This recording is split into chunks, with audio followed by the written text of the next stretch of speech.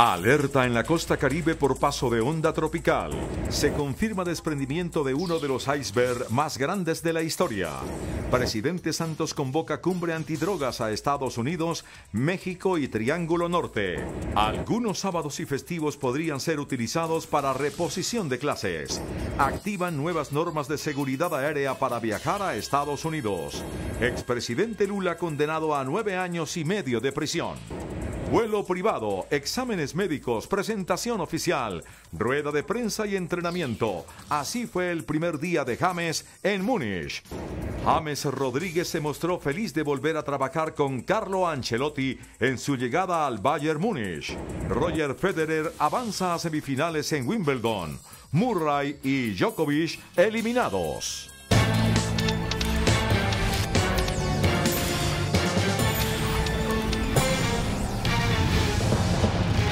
Buenas noches. Una grave emergencia se vive en la costa caribe colombiana debido al paso de una onda tropical. En algunas zonas, fuertes lluvias y tormentas eléctricas han provocado inundaciones.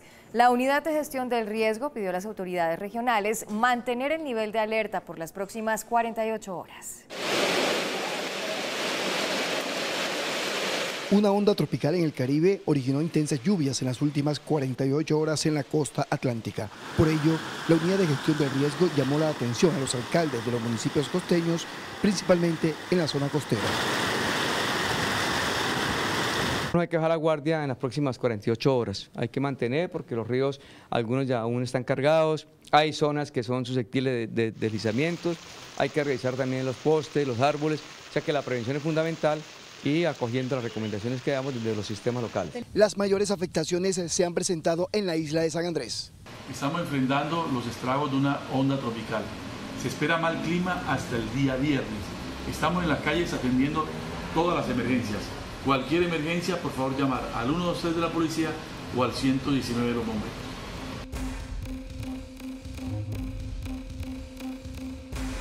En San Andrés y Providencia llovió en estas lluvias un acumulado superior al 80% que podría recibir en el mes de julio. Los milímetros fueron 163 milímetros en las últimas 24 horas. Añadió que estas condiciones climáticas están dentro de las previsiones meteorológicas estimadas para el segundo semestre del año. La temporada de huracanes en el Caribe va hasta noviembre 30 de este año, así que se mantienen los mecanismos. Esta onda ya empieza a desvanecer y no se convierte en tormenta como cualquiera podría pronosticar, no, ya está descartado que se convierta en tormenta, sino ya la onda tiende a fenecer.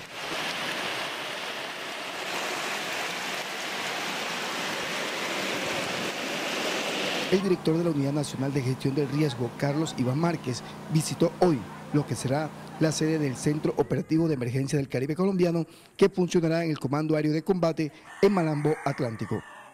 En la Antártida, en el extremo sur de nuestro continente, se registró el desprendimiento de uno de los icebergs más grandes de la historia. Esta gigantesca masa de hielo tiene una extensión cercana a los 5.800 metros cuadrados, lo que corresponde al tamaño de los departamentos de Risaralda y El Quindío juntos. Los científicos señalan que la separación del iceberg de 5.800 kilómetros cuadrados equivale al tamaño de los departamentos de Risaralda y Quindío juntos, o 3 veces el Quindío. Este es uno de los icebergs más grandes de la historia. Lo preocupante en este caso es que en algunos casos los desprendimientos de iceberg han sido ocasionados por el cambio climático en una parte. El caso de otros 2 icebergs que se desprendieron de la misma plataforma, que es la plataforma Larsen, los que llaman Larsen A y Larsen B, que se desprendieron en los últimos 20 años, esos claramente se desprendieron como consecuencia en buena parte del cambio climático. En cambio, sobre esta no hay claridad. Las consecuencias, pues en primer lugar, mucha gente piensa que se aumente el nivel del mar. No, no se aumenta el nivel del mar porque es como tener un hielo en un vaso de whisky.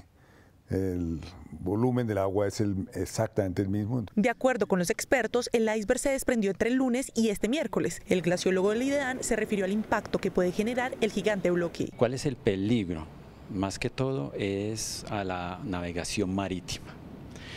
Se cree que por lo que el iceberg está navegando libremente, las corrientes marinas lo están transportando y entonces representa un peligro para la navegación marítima, más que todo es eso. Pero también representa un indicador de lo que está pasando con el actual cambio climático. La Antártida desde finales de los 40 está subiendo la temperatura en medio grado por cada década. Entonces esto es un impacto de lo que está sucediendo. Por otra parte, en el caso puntual de Colombia, los expertos señalan que cada año se pierde entre el 3 y 5% del área glaciar, razón por la que en 40 años de seguir así ya no se tendrían glaciares en el país. El Ejército y la policía reportaron la muerte de 6 miembros de la banda criminal Clan del Golfo, entre ellos un hermano de alias Gavilán, segundo al mando de la organización narcotraficante. La operación tuvo lugar en zona selvática de Acandí, Chocó, en una región usada para el embarque de cocaína. En Acandí, Chocó, cerca de la frontera con Panamá, la fuerza pública produjo la muerte de los 6 supuestos delincuentes, entre ellos Efraín Vargas Gutiérrez, quien era buscado con una recompensa de 115 millones de pesos. Era hermano de Roberto Vargas Gutiérrez, alias Gavilán, uno de los cabecillas de esa organización narcotraficante. Él ingresó a las desmovilizadas AUC pertenecientes al Bloque Norte con una trayectoria criminal de 20 años. Según la policía, en la actualidad era el encargado de la compra de armamento y varios ataques a la fuerza pública. Esta persona ha ordenado un alto número de acciones criminales, como el homicidio de policías en los departamentos de Antioquia, Chocó y Córdoba durante los denominados planes Pistola. Igualmente es el responsable de varios desplazamientos de campesinos en Acandí, y después de esos desplazamientos su intento de comprar las tierras de los desplazados para su hermano alias Gavilán. La fuerza pública está en estado de alerta máxima porque este grupo se ha caracterizado por emprender fuertes retaliaciones cuando pierden a alguno de sus jefes en este tipo de operaciones. CMI conoció esta noche en exclusiva que la Interpol capturó a Juan Astacio alias El Viejo, quien sería el enlace del cartel de Sinaloa y la organización criminal Los Pelusos, que delinquen en el departamento de Norte de Santander. Después de un mes de seguimientos en el país, agentes encubiertos de la Dirección Criminal e Interpol capturaron cuando se dirigía hacia el aeropuerto El Dorado a Juan Alberto Astacio, alias El Viejo, miembro del cartel de Sinaloa de México y designado por esa organización para venir a Colombia a consolidar nuevas rutas del narcotráfico. Afectan importantemente, especialmente Tibú. Él tenía reuniones en Cúcuta, otras las tenía en México con delegados de esta organización delincuencial y algunos de ellos viajaban a República Dominicana. Esta vez con la organización criminal Los Pelusos, que delinque en el norte de Santander. Esta es la circular roja de alias El Viejo, de nacionalidad dominicana, requerido en extradición por Estados Unidos desde marzo de este año por el delito de narcotráfico y concierto para delinquir.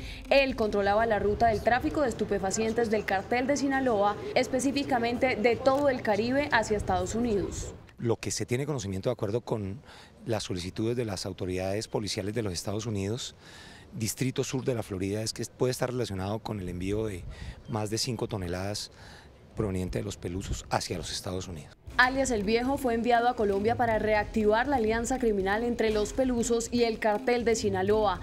Este es el organigrama de Los Pelusos, conocido en exclusiva por CMI. Esa organización tiene cerca de 150 hombres alzados en armas que están al mando de Mauricio Pácora y se mueven principalmente en Tibú, El Tarra, Sardinata, específicamente en la frontera de Colombia y Venezuela. Ellos, además de dominar cultivos de coca y las rutas del narcotráfico en norte de Santander, también se lucran del hurto de hidrocarburos. Por otro lado, alias El Viejo ya había sido extraditado a los Estados Unidos en 1993 y permaneció durante 3 años en una cárcel de máxima seguridad.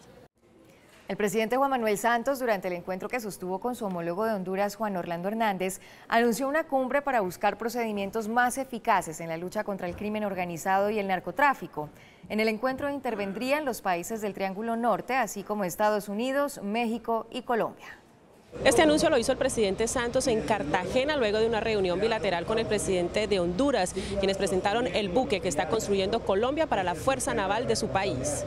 Decidimos convocar una reunión, una cumbre, para hablar específicamente de cómo podemos fortalecer la cooperación y la ayuda en la lucha contra el crimen organizado y el narcotráfico, los países del Triángulo Norte, México, Estados Unidos y Colombia. Se realizó una reunión hace algunas semanas en Miami y creemos que esa reunión debe tener un seguimiento, pero con objetivos muy concretos para poder fortalecer e iniciar nuevos procedimientos para ser más efectivos todavía en la lucha contra el crimen organizado y el narcotráfico. El presidente de Honduras destaca la importancia de esta iniciativa, que si bien falta por definir una fecha y lugar, se haría con el gobierno también de Estados Unidos. Y desde luego, esperando que Estados Unidos siga sosteniendo lo que ya aceptó, que este es un tema de responsabilidades compartidas, aunque diferenciadas. Y una Centroamérica, una Mesoamérica, próspera, en paz, con oportunidades, es el mejor negocio para el pueblo estadounidense. Seguiremos en esa ruta. Destacó la aprobación de la segunda misión de las Naciones Unidas para la verificación del proceso de reintegración a la vida civil de las FARC. Y que se vaya logrando cada vez más con esos pasos firmes que han venido dando. Aplaudimos esa iniciativa, presidente, porque la paz de ustedes es la paz de nosotros en una buena medida. Los presidentes Santos y Hernández presentaron el buque que se está construyendo en Cartagena para el país centroamericano, cuya inversión asciende a $13 millones y será entregado a finales de este año para la Fuerza Naval de ese país. La Fiscalía alertó hoy que el abogado Leonardo Pinilla Gómez, socio del fiscal extraditable Luis Gustavo Moreno, está intentando dilatar la acción de la justicia en su contra. Esta tarde el abogado se negó a ser trasladado a la cárcel y al juzgado. En su representación envió a un abogado sin un poder firmado. Por el mismo caso de soborno que enreda al fiscal Gustavo Moreno, está detenido uno de sus abogados de confianza, Leonardo Luis Pinilla Gómez. Hoy la Fiscalía le iba a imputar cargos, pero el detenido, sin dar ninguna explicación, se negó a ser llevado de la cárcel al juzgado. Me han comunicado que el señor Leonardo Luis Pinilla no quiso ser trasladado por parte de las autoridades del IMPEC. Para entorpecer la acción de la justicia, también envió a la audiencia a un abogado sin el poder firmado. Ha habido una comunicación constante con quien se ha venido presentando como abogado del señor Leonardo Luis Pinilla Gómez, pero sorpresivamente, insisto, el señor Leonardo Luis Pinilla Gómez manifiesta no tener abogado. El abogado Ernesto Santos dijo en la audiencia que a última hora su cliente y colega le manifestó que iba a tomar más tiempo para buscar a otro defensor. Jorge Gaviria, quien ejercía como asesor de Gustavo Villegas, detenido por presuntos nexos con bandas criminales en Antioquia, renunció hoy a su cargo en la Secretaría de Seguridad de Medellín para no entorpecer el proceso de investigación. El hasta hoy director de la Oficina de Reconciliación de Medellín, Jorge Gaviria, no quiere entorpecer el proceso que se adelanta contra el exsecretario de Seguridad, Gustavo Villegas. Presento la renuncia básicamente porque no quiero generar un conflicto de intereses, quiero salir a promover, a apoyar la defensa de Gustavo Villegas y de Mariano Sea. Jorge es hermano del senador José Obdulio Gaviria y desde hace un año estaba encargado de la reincorporación de desmovilizados de la SAUCE y la guerrilla. También participó en el proyecto de ley que buscaba el sometimiento de las bandas criminales. Por eso refuta las declaraciones de Julio Perdomo, principal testigo de la Fiscalía en el caso contra Villegas. Julio Perdomo termina diciendo algo que tampoco es ilegal. Que es que se juntó con él. Sí, pero le cuento una cosa. Gustavo Villegas siempre le dijo, tiene que estarse presentando a la Fiscalía para estar seguros que no tiene orden de captura. Diego Alejandro Gaviria, también hermano del senador José Obdulio, hace parte del equipo que asesora la defensa de Gustavo Villegas y Mariano Sea. Máximo hasta el 15 de diciembre de este año irá el actual año lectivo para los colegios públicos. El Ministerio de Educación anunció que la semana de receso y también algunos fines de semana podrán utilizarse para reponer las clases que fueron perdidas durante el paro de los maestros.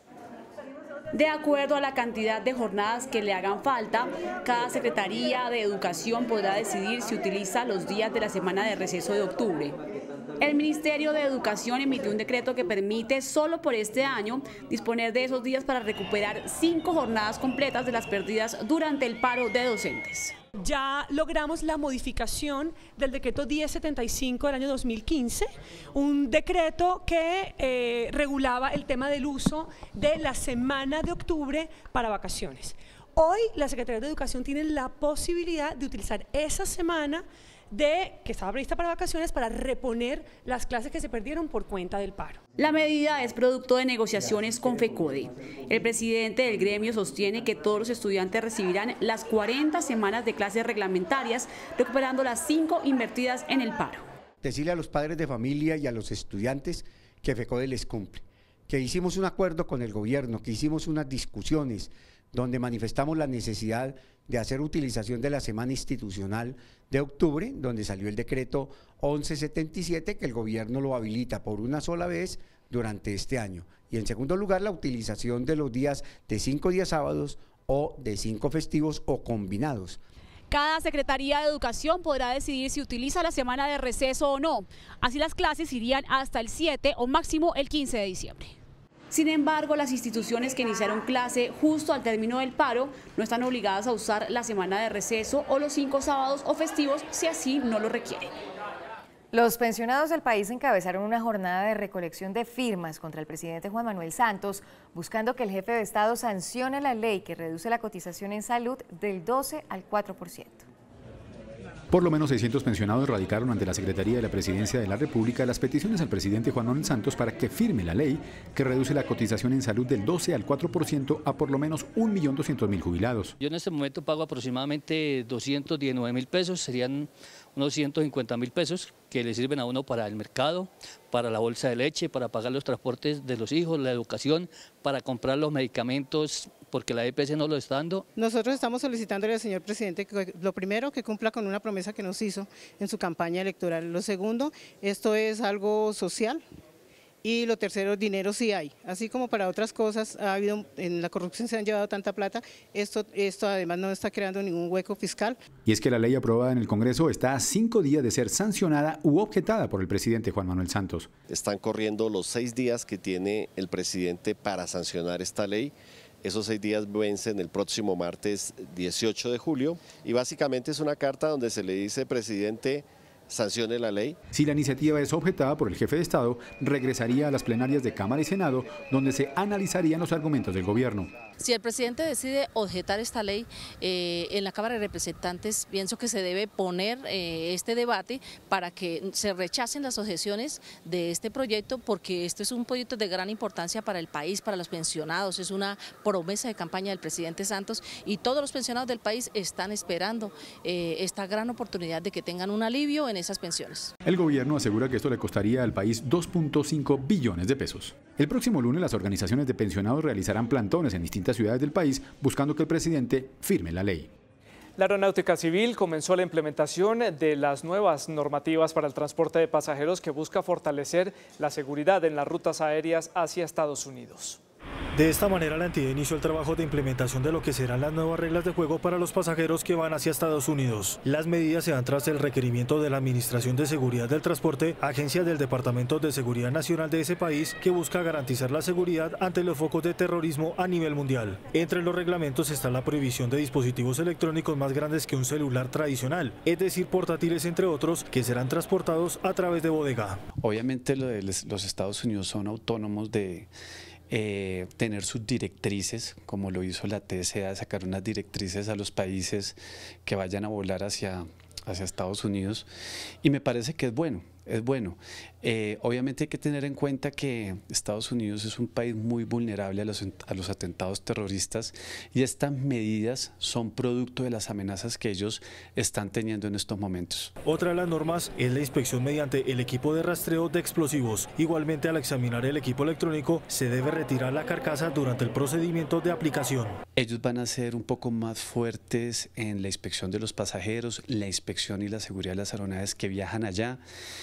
¿Y por qué? Pues porque obviamente la aviación es, digamos que el transporte aéreo es una forma muy fácil en la cual los terroristas pueden llegar a hacer atentados bastante fuertes. Asimismo, se fortalecerá el nivel de revisión a los equipajes de los pasajeros a través de personal calificado. El tema será socializado con las diferentes aerolíneas del territorio nacional que tienen rutas hacia Estados Unidos. Nos vamos, gracias por su compañía. A las 9:30, más CM. Y a las 8:30, la información del mundo. Feliz noche.